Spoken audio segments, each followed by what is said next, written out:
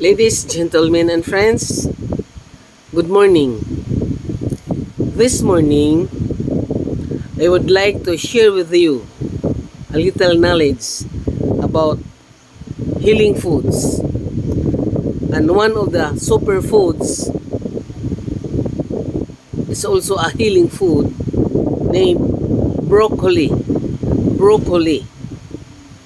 Touted as superfood, broccoli is crammed with an amazing blend of nutrients.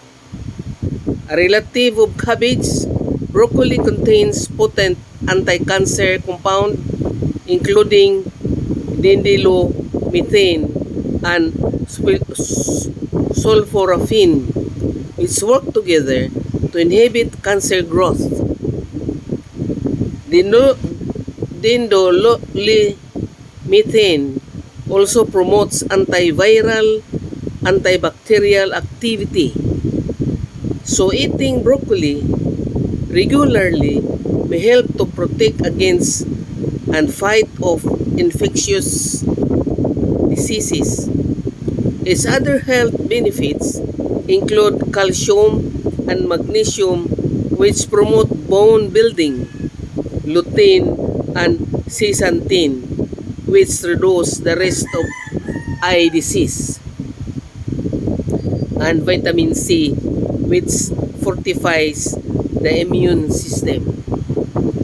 And it is packed with vitamins B1, B3, B5, B6, vitamin C, vitamin E, vitamin K, beta-carotene, biotin, folate, calcium, iodine, iron, magnesium, manganese, phosphorus, potassium, zinc, and fiber.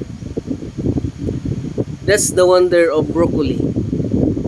And broccoli vegetables is found in our area, in our country. And we have plenty of supply of these vegetables.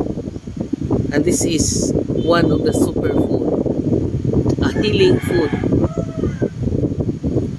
Very good to our health, especially for those who are feeling ill already. This is created by our God for humanity. That's the wonder of God's creation.